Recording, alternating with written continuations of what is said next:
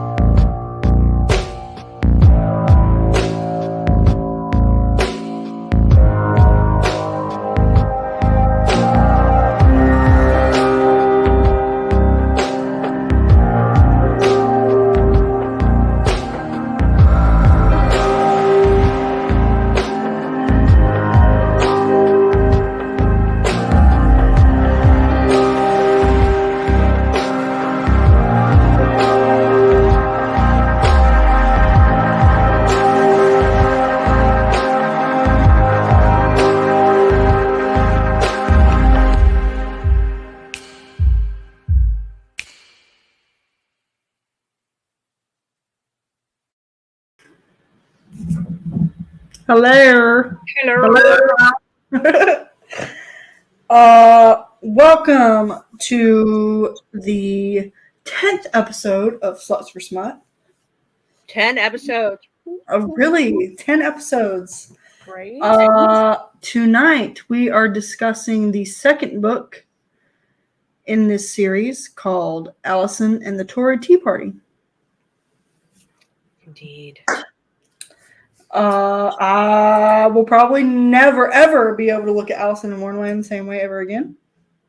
Well, I mean, we can't really look at like the Lost Boys and like that book ever again either. Never. So, I mean, we're ruining fairy tales for everyone. I love it. I'm all about it, though. I'm okay with it. I don't know that we're ruining them. I think we're just making them grow up. Spicy. You know, I like that. I like that theory. We're making them grow up. You know, like we're not children anymore. You're growing with us. Right, exactly. They're growing up with us. Yeah, exactly. So last week we left off with Allison getting kidnapped by the Mad Hatter, the March Hare, and the Dormouse. The fucking Dormouse. I don't like him. I agree with Allison. I don't like him. Yeah, I don't like him either. I don't think anybody. I don't think anybody. Alice doesn't like him. So. Yeah. I mean, he's just a dormouse, just this huge, dumb. But it's so funny because, like, you think of a mouse, you're like, oh, he's a little guy. But, oh, no, the dormouse is a fucking hulking motherfucker that, like, is like, you know? Like, I can crush your head with my hands. Reminds me of, I don't even know what it reminds me of. It reminds me of some, like, bad guy in a movie that's like, you know, like Bane or like Batman in the 90s where he, like, all he could say was, you know. Didn't have any specific likeness to him at all. So we find out that the Mad Hatter has kidnapped Allison, and he also took North after they fucked his shit up. Yeah. They almost killed North. Almost killed North, yes. And they are apparently taking them to the King of Spades. It was Spades, right? Yeah, King of Spades. King of Spades. For some kind of bounty or whatever they decided they were going to do. Bounty hunters. Yeah, they are bounty hunters. And that they are trying to get something out of it. But good old Mad Hatter is like, hey, make me a deal. I'll save fucking North. And I'll take you to the King of Hearts instead of the King of Spades. Yep. Like, Well, but what- Alice has to basically win a game or he answer asked, a riddle he asked for a riddle. to save North's life. And what is said riddle? Why is a raven like a writing desk? This is true. I have the answer. I know the answer. I was gonna say, I wish I would have saved the answer, but I did not. I did, yeah, I did. Because it's also in the children's books as the answer. So she was really hoping that this would be the answer. She says, I'll give you one because it can produce a few notes, though they are very flat, and it is nevar, Nevar. I spelled this part out because the word never is intentionally misspelled to read raven backwards, but with the wrong end in front. He's like, very good. So he lets them go, like he releases their chains, and then he heals fucking North by giving him his blood. Vampire blood. When we come to find out that the Mad Hatter is apparently a fucking vampire, which blew my mind. I was like, really? A vampire of all things? I mean, cool, but we have a Jabberwocky changing person. We have a rabbit that turns into a Bandersnatch. I mean, we have twins that are angels with their wings tattooed on their backs. Why the fuck not have a vampire? You know, right? But also, the rabbits have 3 different identities. Yep, and they have to eat the flesh to be these things. So that's just kind of ew. Really fucked up. But the Hatter also asked for 1 million coin, Allison's hand in marriage. Of course. And then he would take her to the King of Hearts instead of clubs. Well, everyone wants the Alice. Apparently. Yeah, and then finally, her and fucking North get it on. I was waiting for that. Well, because he does the twinkle twinkle little star from the normal Alice to bring the bat down, so that twinkle, they can climb on that to fly to the hearts, or to the door to the hearts, and he has to turn into his Jabberwocky, and of course we all know that when that happens, he has to. Well, we find out that when that happens, he has to have sex. Yeah, the only way for him to come down is for him literally to mate. Yep. Is that technically when we find out that they are mates? Because the only way that he will do it is if they are mates. They're mates. And then you also come to find out after all of that, there's only one permanent door to the King of Hearts. So the whole Rab smashing everything, and then her apparently having to suck off Tweedledee or Tweedledum to get through the door didn't really have to happen. Right. There was always another way around, which of course we obviously found out because they got on the boat and set sail. They figure out there's this one door, and it's big. Well, they're all this big. Mm-hmm. But there's only one door that never leaves. All the other doors have to be created. Yeah. Because Mad Hatter creates a door in the tree to get to the King of Hearts. Mm-hmm. And they stay really, really small, walking through the flowers until they get to the thing. And then the King of Hearts, when she gets bigger, puts a thing up to her neck like he's going to kill her. Yeah, right. They come across the King of Hearts and was it Rab and all of them? All of them basically showed up. She was there with fucking March and the Dormouse and the Mad Hatter, and then course. randomly out of nowhere, the king and the twins and everybody else just shows up when they're on the way to the castle. Yep, they're at the castle with the king. The one part of this that really blew my mind, though, is that when they see the carriage pass, they see the king up. She talks about how hoity-toity these guys are in their uniforms with all their glitz and glamour, and she compares them to the mean girls in school, essentially. And then she talks about she sees Rab in the carriage with the king, and she tries to call out to him, and he can't hear her because she's this big. Mm. So she She's grabs the the piece of the mushroom out of the sheath of her knife and writes the B and the S on it because she remembered it from the book, and then takes the B piece and she blows up right into the carriage. Or right by the carriage? Well, I would assume it would be right by because she was at the gate. She's on this side of the gate, and they're on this side of the gate. So does it make her grow big and teleport her at the same time? I don't know. It's or maybe they were right there the at the gate the whole time. Right.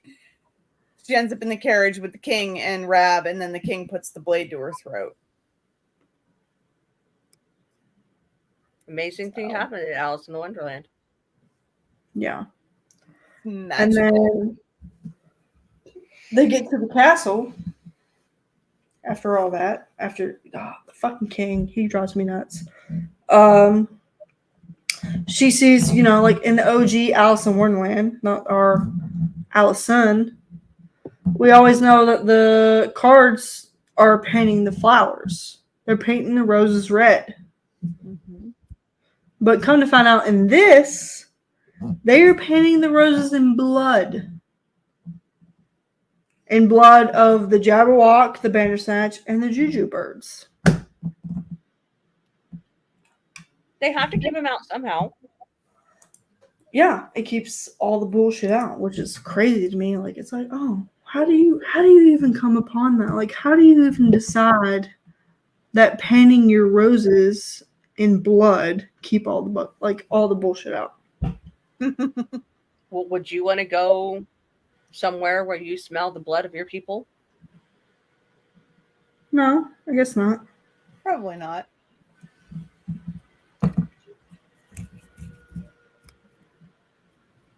And then you also find out that apparently becoming the Queen of Underland, per Allison, will heal all of Underland. Supposedly. Apparently.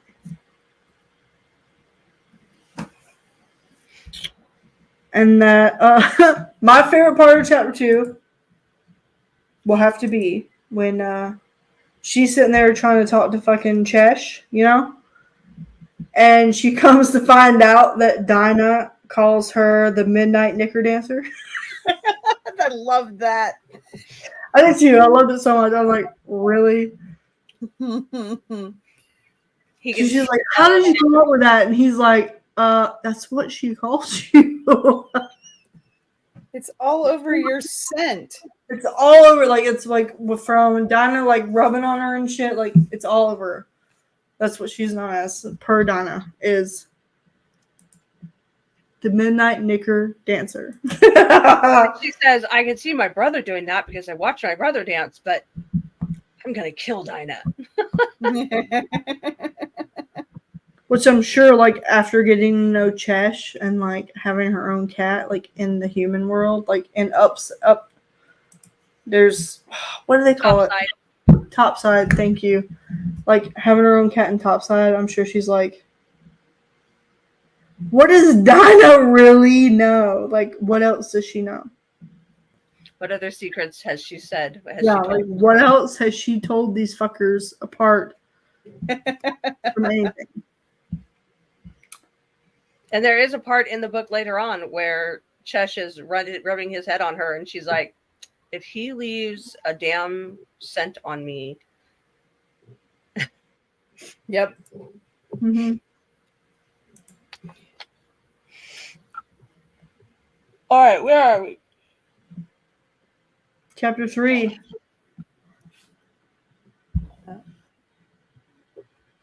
Yeah, chapter 2 was pretty docile. I mean, it's them. They go into the castle. They have to go into their suite. The one thing that I caught in chapter 2 that I didn't catch in book 1 is that Chesh and the Duke are, I guess, really, really close. Yeah. Yeah. Tight. He says that the Cheshire Cat is his pet. Yep. And then there's a line in 2 that I really liked, and it's Allison says she corrects him on calling him Alice, or calling her Alice. And she sweeps back wet strands from her forehead and said, "And that's it? You're just a friend?" And Chesh says, "Just a friend," cocking one triangular ear back. "Friends are rarer than diamonds and twice as precious. Are you quite mad?" Mm-hmm. And I like that line. I was like, aw, they like each other. And you find out in that one too that he rescued Cheshire, who's bleeding and wet and cold and hungry in the rain, and that you realize what their relationship is because you find out that he saved his life. Yeah, like like everybody else had been, injured at some point, and that he doesn't come right out and say it, but he's the last of his kind. Yeah. Aw, sad kitty. Sad kitty. Yep, there's that just a friend. See, I saved that one too.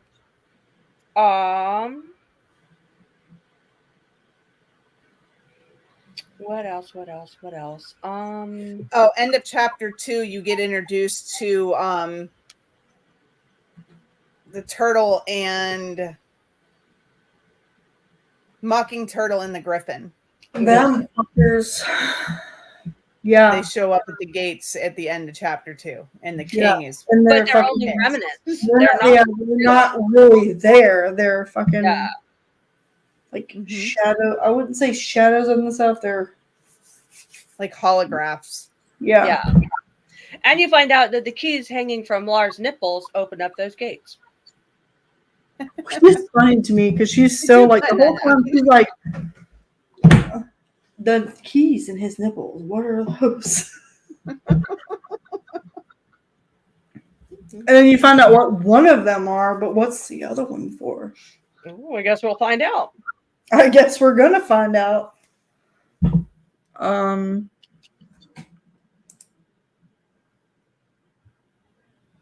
But then after all of that, after she talks to the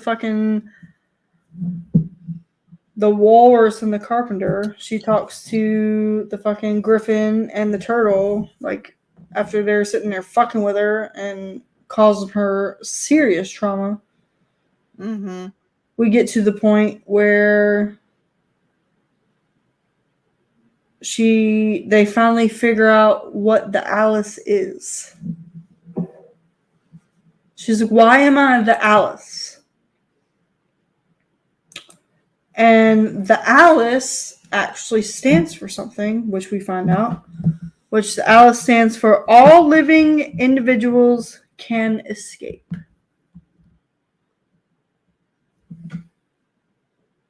Yep. So basically saying that all the people that are under whoever's, whatever the word, what would the word be? I need a thesaurus. Enchantment, spell. Yes. They have a way to get away from it. Mm-hmm.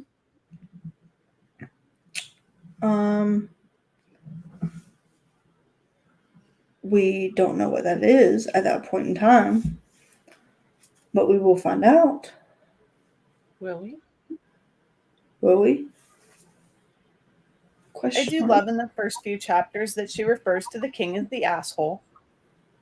Yes, she hates an asshole.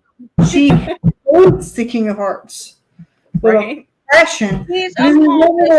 He's literally over there killing people with the guillotine that looks like all of them. We do find out through the twins that he only kills criminals. Yes. But it's still a mind fuck to dress them. Especially since he's killing people that have the same, like, an inkling of who they are. Like people with wings or someone in a blue and white dress that looks like her. Or, well, he dresses the one with the wings to look like the twins. But, like, he dresses somebody to look like North.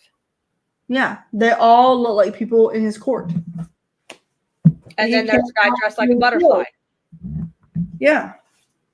Like Lar. They are He's demented. Criminals.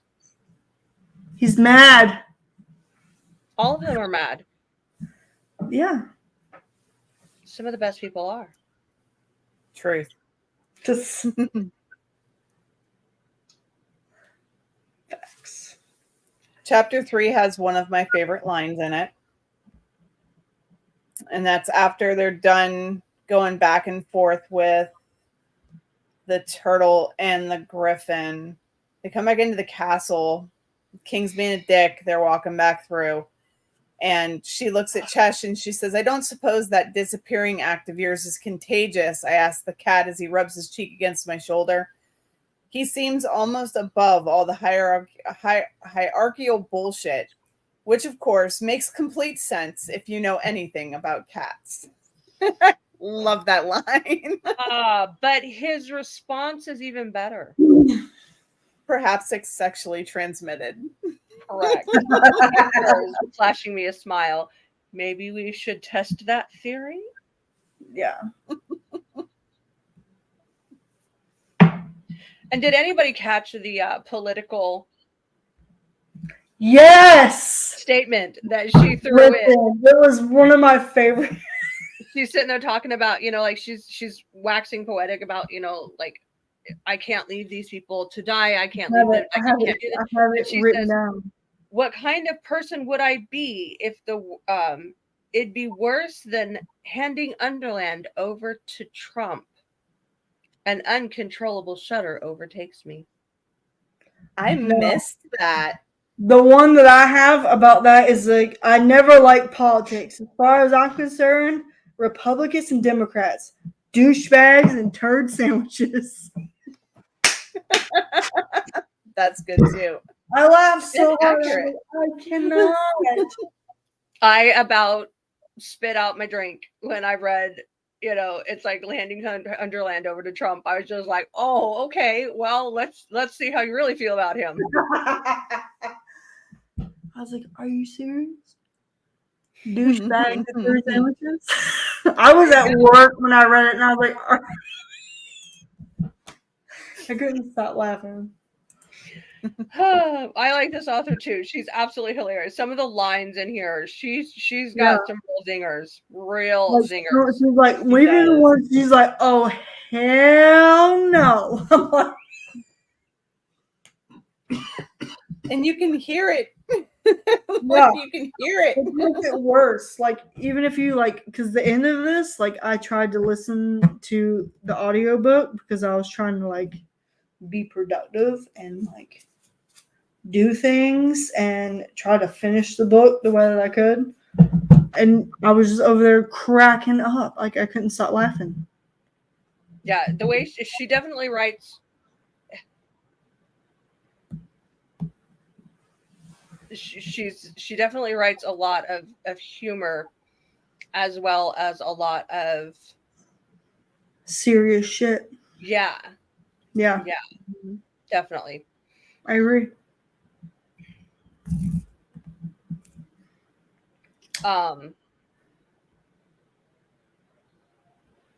We're only up to 3. What happens after 3? 4. I know throughout the book she's still doing her work with, or trying to work with, North. Yeah, she's trying to prepare herself for I would say battle, but she's trying to. She has to learn to dance because there's a ball. Yeah, she has to prepare herself for the ball when they're all dancing in the fucking ceiling and shit. But March hands her a set of keys. March Hare hands her a set of keys because she's in the suit, not a suite, suit of hearts. And all of her men, of course, want to be near her. She keeps the twins with her, but, you know, she sends North to his room. There's a Jabberwocky room. She sends the rabbit to his room. There's a white rabbit room. And there's a set of keys. There's a key to each one. And there's a picture on the wall. You stick the key in and open it. In her suite of each fucking 9. There's a room for each of the nine men that she has. Yeah. Now, we still to this point don't know who her 9 are. All 3 of us suspect we know. But at this point, we still do not know who her 9 men are. But there is a room for each one of the men in this suite. Except for Dormouse. Fuck that guy. He don't count. He's Right? a brute. He don't count. Yeah, he doesn't He count. was never invited into the suite. And you find out later on in the book that the door that she normally uses is magicked to where it cannot be opened from the outside. Somebody from the inside has to open it.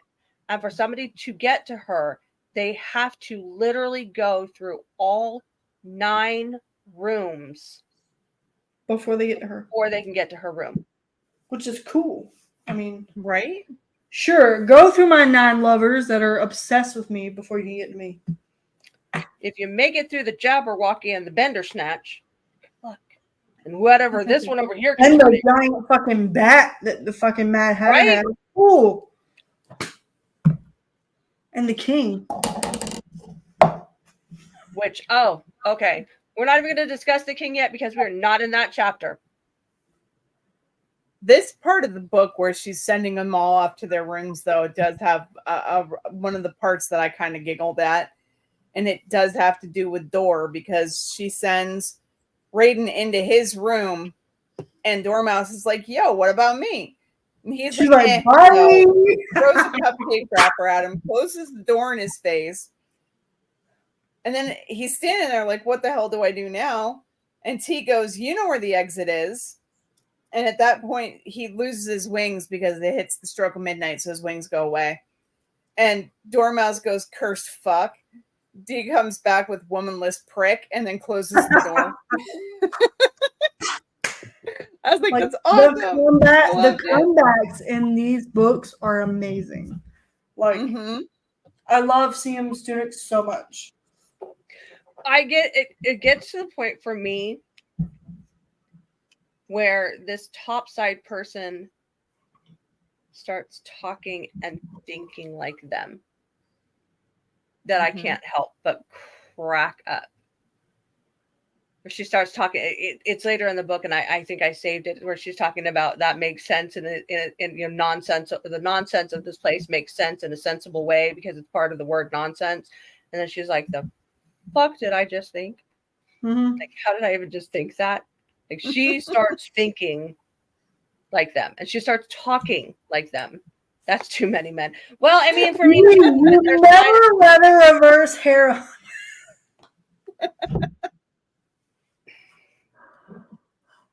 It happens. Going on.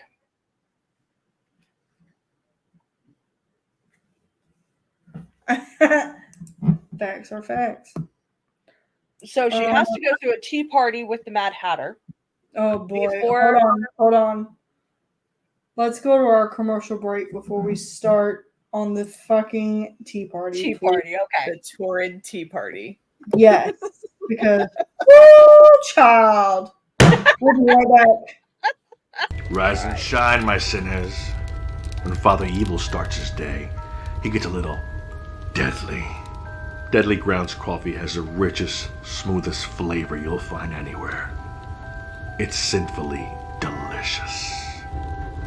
Once you go deadly, you never go back. Order yours at getdeadly.com. Coffee's so good, it's scary.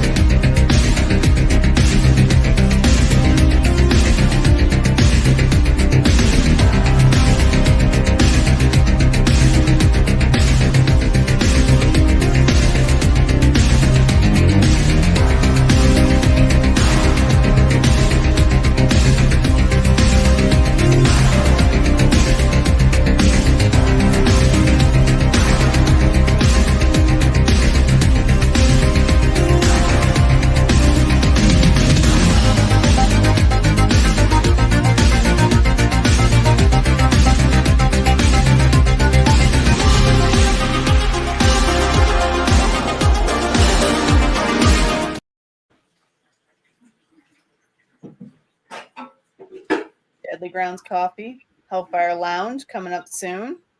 Oh, I know. I can't wait for that one. Oh, I know. It's going to be all of us. It's going to be lit. I We can know. talk about anything we want. All of us dealing with our bullshit. They ain't Hey, ready. you know what? You get all of us together. It's going to be entertaining. It's going to be entertaining. It is. Wholly entertaining. Because you've got all of us, plus you've got Jags and Mojo from Chronic Chronic. Sports. Mhm. And then you add to that Mike Slash and Easy and, from the Buzzkill. You get all of us together. It's a party. It's going to be fun. All right. So where were we talking about? Oh, yeah, the Torrid Tea Party. Mm-hmm. So she has to go to this tea party. Yes. We get to the tea party, and we come to find out that to activate the tea at the tea party, you gotta add your blood to it. So there's a fucking jug of syringes in the middle of the fucking thing. Are you not going to talk about her dress? At the Torrid Tea Party? Yes. She doesn't wear a dress to the Torrid Tea Party, does she? Yes, she does. We're not talking about the ball. We're talking about the tea party. Yes, the tea party. Go ahead. She wears a black dress with back cutouts I to the forgot. Torrid Tea Party. I forgot. Which is funny because the bats is so Mad Hatter, and she's like, "Fuck the Mad Hatter." But Yeah, she so wears this a way she dress doesn't to like the the Mad tea Hatter or party the for King. Mad Hatter. She doesn't really like March Hare either, but she is attracted to the Both of March them? Hare, the Mad Hatter, and the King. Both of them? All three of them. She doesn't like them, but she's attracted to them. Yeah. And the Mad Hatter's already told her that he's not going to touch her until she begs. Yeah, He did, in fact, say that. he did. And what makes me laugh about the tea party, right? I have to save it because it made me laugh so hard. The golden tea shower black tea. Right? Golden shower black tea. I gagged. I puked a little in my mouth. Which us being Topsiders. know what Yeah. the fuck a golden shower is, but Mhm. per people in Underland, golden shower black tea means the tea was watered only by rain coming down when the sun was out. What happens during the rest of the time? They cover it in tarp. It's not golden shower black tea then. It's regular tea. And then cover she tries to explain it, and they're like, "We know what it is." We know what it is. Mhm. And he explains it in such a cut and dry. We know what it means up topside. Thank you. We Yeah. get it. I laughed so hard. Right? When I first read it, I'm just like, I wish I would have saved what he said because the way he said, he's like, it's just hot piss on you during sex, right? hot piss on your face during sex. Basically, that's what we said. And I was like, Yeah. But Alice gets really fucking drunk, really fucked up at this tea yes. party after one round. Yeah. Because the tea fucks you up. And then also come to find out, once they start asking everybody questions, you find out that T was a tea addict. Yep. But he says he will only drink the tea for Allison. Because Allison said, I won't drink the tea if you won't. Yep. But And then the you other also thing come to about find this- out. Go Go ahead. ahead. I was going to say, the only thing you come to find out that the tea is a truth herb. Yep. Things are going to be coming out. And that they do, in Alice in Wonderland, they move during their spots. New cup, move down. They rotate. Rotate left, counterclockwise. Yep. I only have a few notes from the tea party. The king admits that he only brought Allison to Underland to prove he doesn't need her to create Wonderland again, to help Underland. So he says, hold on. When Allison asks about the tea party, because all tea parties are mad. She says, all tea parties are mad, I ask, trying to see if I can get clarification. It seems like in Underland that all of the nonsense really does have some sense to it, which I suppose makes sense because the word sense is the root of the word nonsense. Sensibly, of course. And then right after that, she says, what the did I just think? Because this is where she starts to think like they do. Like they do. Mm-hmm. And then she's like, oh, I can't do this. I can't do this. But yes, the king is like, I don't need you. He's told her that from the get-go. I don't need you. You'll be my queen, but I don't need you. I don't want you. And a lot of weird shit starts happening. A lot of weird shit. She did drink the tea. And then everybody spilled the tea. They start asking all these questions. And then, I don't know. The last one I had is the Hatter has a quest, not a question. Yep. He wants they're basically paying truth or dare, but it's quest or question. Right.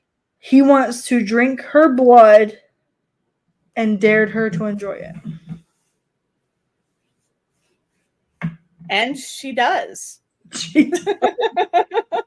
Straight up. So does loves it. And you're like, oh, okay, cool. She says, I've been a bookworm my whole life, and now I'm finally the character in the story.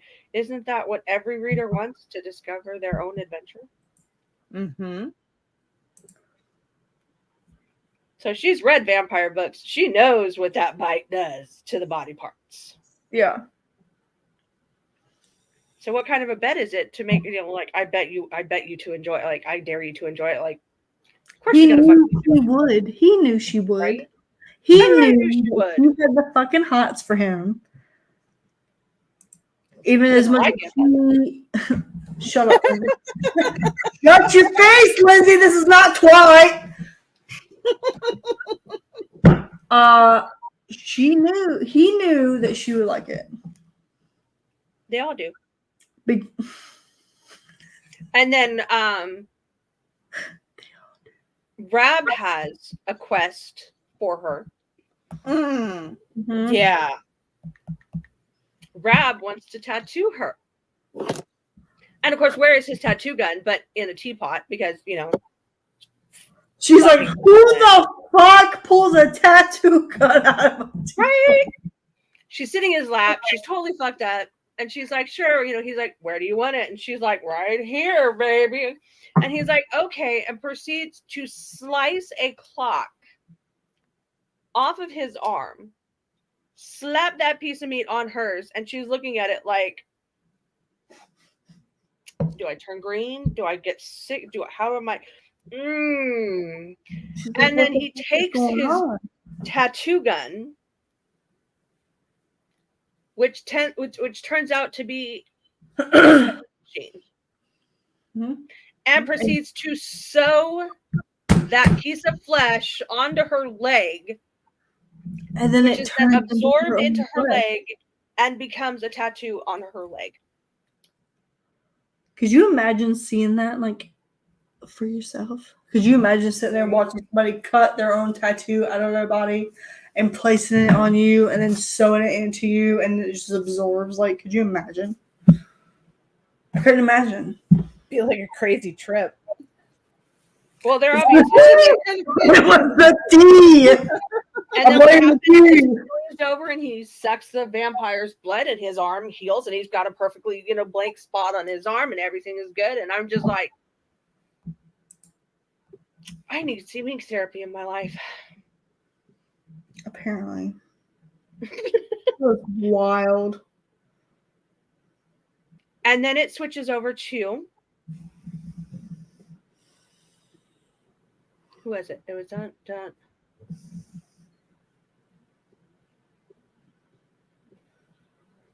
He says he would ask a question if the king gave it to him, and she's like, "What the hell?"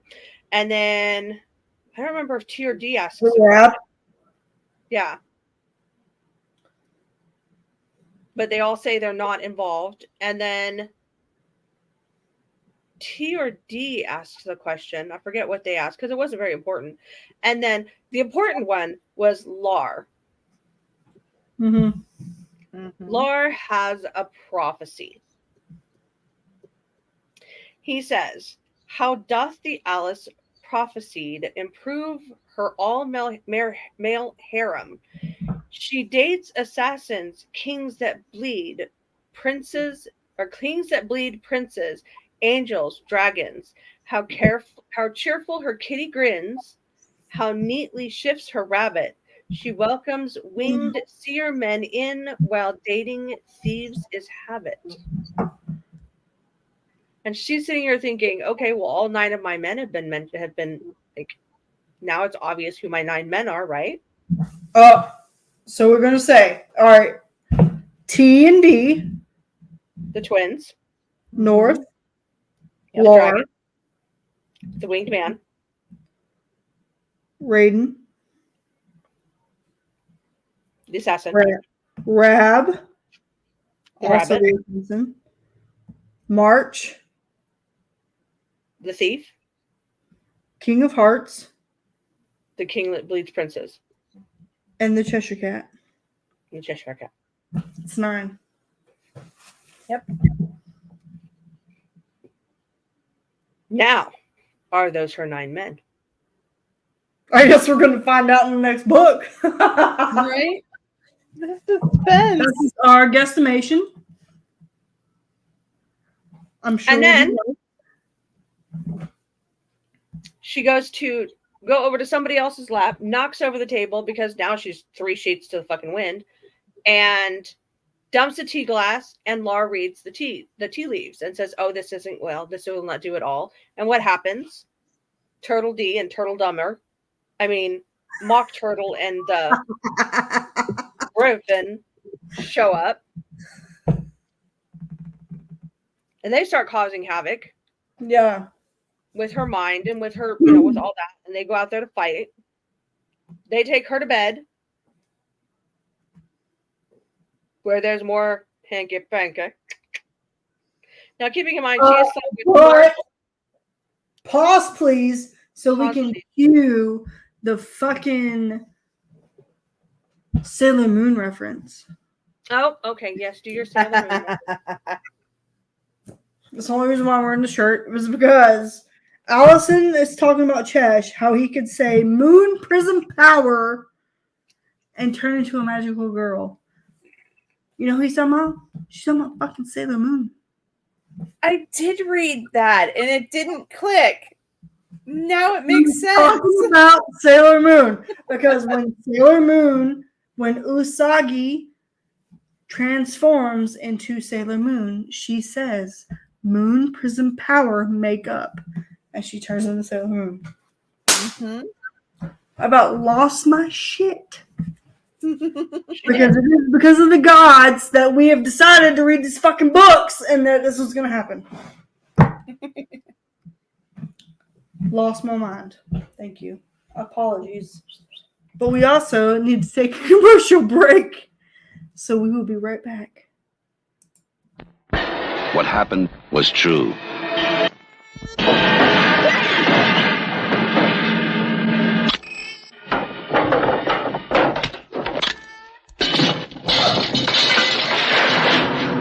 The most bizarre and brutal series of crimes in America.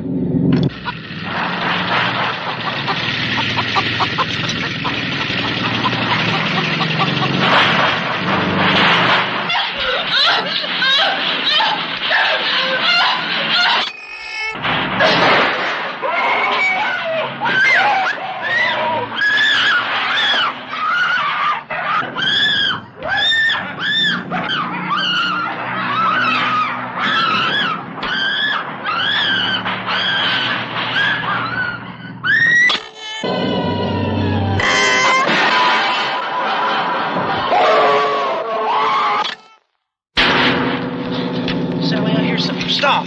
Stop! This is the movie that is just as real,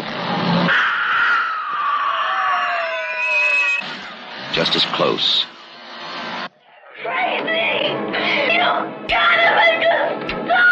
just as terrifying as being there. Even if one of them survives, what will be left?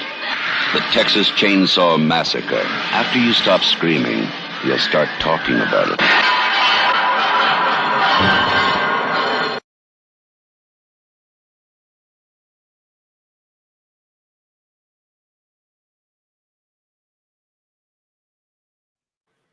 All right, make sure you join everybody on Thursday night for.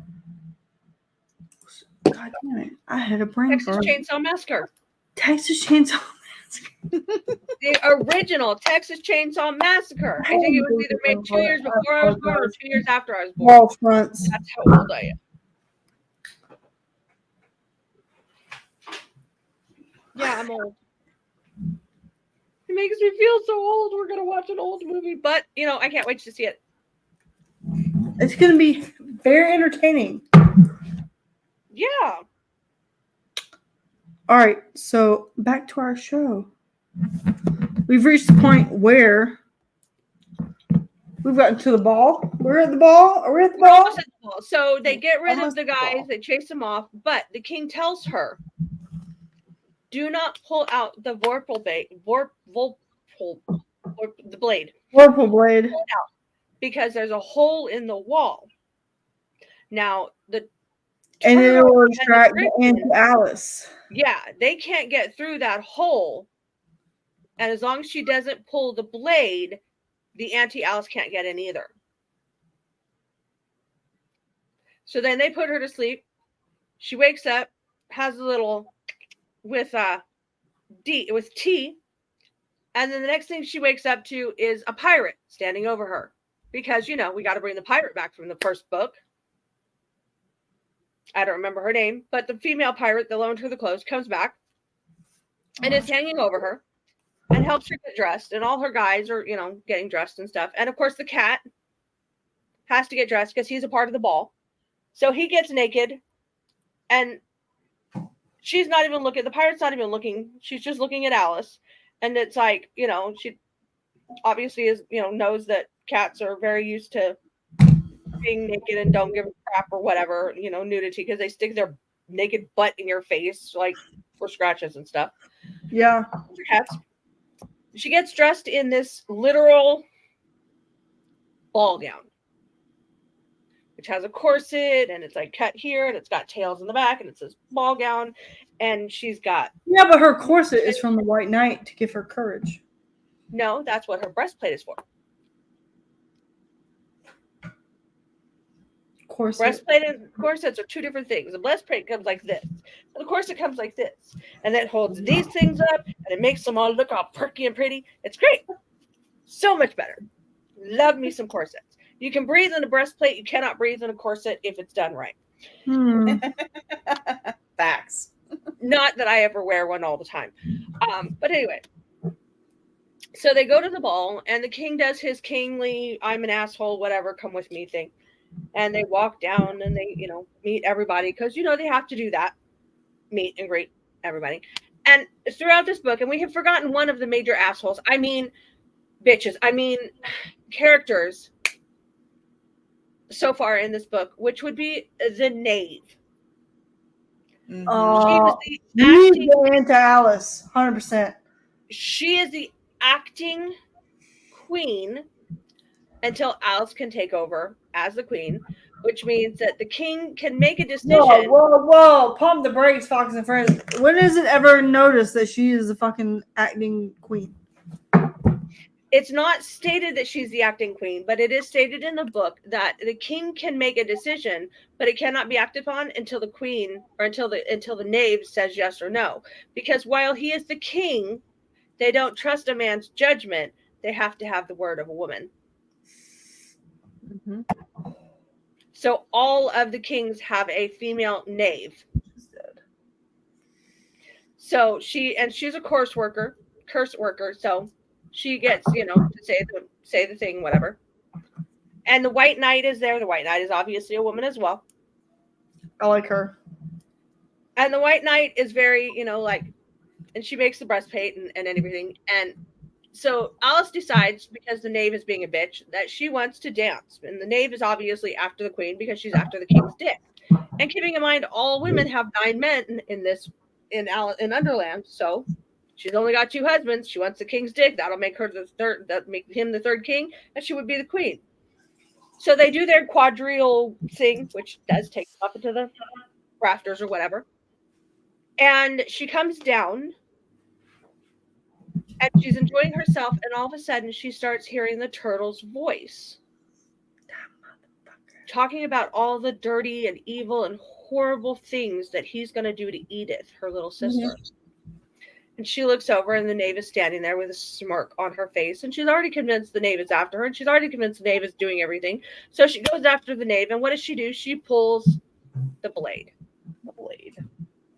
And she's so pissed off, she doesn't even care. And the king grabs her, and the king pulls her away. And the king is like, the fuck are you doing? Like, he's yelling at her, and he takes her away, and they're yelling back and forth at each other. And in one of the chapters, I forget which it is, but further in the book, you see that he falls asleep in her bed because he doesn't have a key to get into his room of the 9 rooms. Yep. And he doesn't want to sleep in his chambers because of the danger and whatnot. And so she goes in, and he says something to her, and he heads into his room, and she jumps in there, and they start screaming, and they make out because these two, for some reason, it's like oil and water. It's way before the party. Yeah, that's way before the party. But even at the party, like when they start to fight, it's like oil and water. But if you mix them up with a little bit of vinegar, you got some really tasty dressing going on. Like they are just, you know what I mean? Like you mix it up and they start to make out. One thing leads to another at the ball. Well, when he drags her away from the ball, and she reaches down and she's like gonna pull out his dang. And she finds a cod piece. Now, I don't know if all y'all know what a cod piece is. In the 1800s, it was how they measured their dang. His is very big and decorative. This is the dang zone. We are in the dang zone. We are in the dang zone. He takes it out, throws it. They end up having sex right there against the wall. He's still got his gloves on. Now, keeping in mind the Red King always has gloves on. Because she believes that his hands are red because once you murder somebody, your hands turn red. So she believes there's a curse that you can do that will show if you've murdered somebody, your hands will turn red. Mm-hmm. And his hands, she thinks, are always red, which is why he wears the gloves. So he's always got these gloves on. And he still has these gloves on when he's doing wonderful things with his fingers in body parts and playing with other things and like all this stuff. But they end up having sex. And then when they're done, you hear at the end of the hall, and they turn, and T is standing there, and he's like, we have a problem. There's dead bodies found in the kitchen. And he's like, oh, no. So they start getting, she drops her pants, drops her dress. He starts putting himself back in, grabs his cod piece. I don't know if he grabs it. I don't remember. It just sounds funny. But anyway, the turtle and the griffin show up in the catacombs, which is apparently where they are. So the king tells T to take Alice, and he starts fighting the griffin. Well, they run into the turtle, and the turtle kind of looks, but he kind of glances up a little bit. So Alice turns around, and she looks up, and there, dropping down from the thing, is the anti-Alice. Now, I know that Miss Kitty over here is absolutely convinced that the knave is the anti-Alice. But the anti-Alice looks exactly like the Alice. Dressed exactly like the Alice, only in grays and whites. Is it her the only sister? difference is she has a pink ribbon on her hair. Is it her sister? She thinks it's Edith at first, but then she realizes that it is not Edith. She have a twin. Now, I have read book 3, so I will not answer that question. I've started book 3, so I will not. Can we talk about, since we're at the end of that, can we talk about favorite quotes? Yeah. But we have to get to that point because we have, so rushing through the rest of it, she and everybody, okay, so D and T and Cheshire and Alice get pushed through the looking glass into her home where she is at, Alice, or where she is at with Edith, and she finds out she's been gone for 17 days, and all of her other men are stuck in Underland. Favorite quote. Terrible. I hate books that end on a cliffhanger. I know you do. I have a few things that I want to say. Okay. We might run over, but fuck it. Who cares? My first favorite quote is when Allison is talking about politics. She said, "I never liked politics. As far as I'm concerned, Republicans and Democrats, douchebags and turd sandwiches."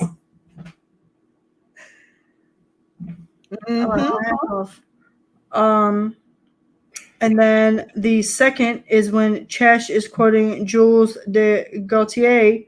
He said, "Imagination is the only weapon in war against reality."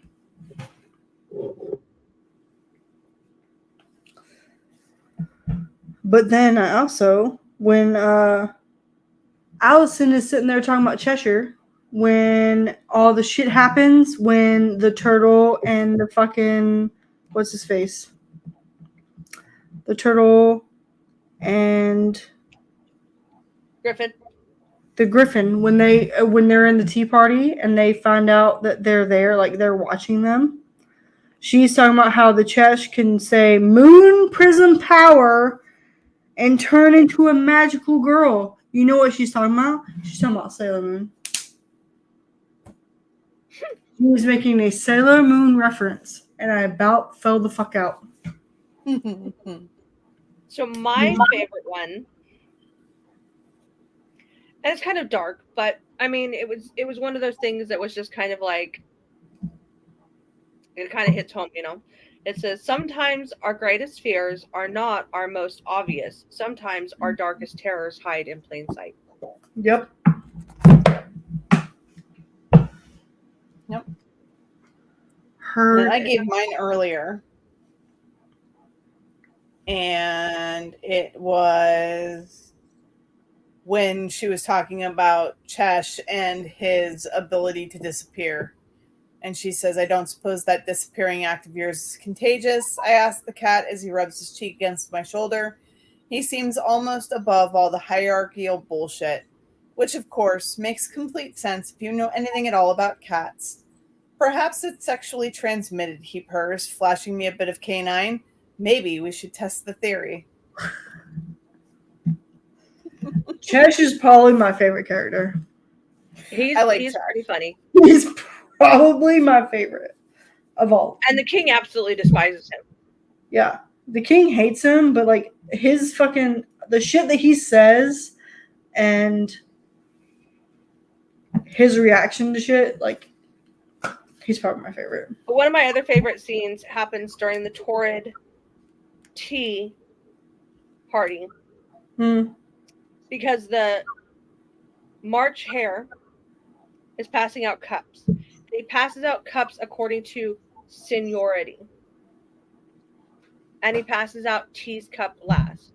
Now, they have already decided that T is her primary husband or her primary boyfriend. He passes out the T cup last. Says he doesn't deserve it or something like that. And Alice jumps up and goes, "You can't treat him like that." Like, she jumps up and she just defends him and D. And the king says something to her and she says, "Just because your dad killed his family and killed everybody that he knows doesn't mean that you have to continue to treat them like shit." Exactly. You can fix it. You can make that change. Yep. Like, you don't have to do what your dad did. Yeah. But of course, he's an asshole and he just sits there and stares at her and nothing changes. So. Yeah. But we shall see. Book 3. Yeah, on that note, our show is over. And next week we will be in the final book of the trilogy where we find out what the fuck happens to everybody. Who are her 9? We don't give a fuck what happens. We want to know who her 9 lovers are. Come on, don't lie. We know who her 9 are. We're just Do we? we're gonna finally find out who her 9 are. I don't know. On that We'll just note, have to wait and see. please like, subscribe, and join us on our next show when we find out who they are. All right. All right, guys.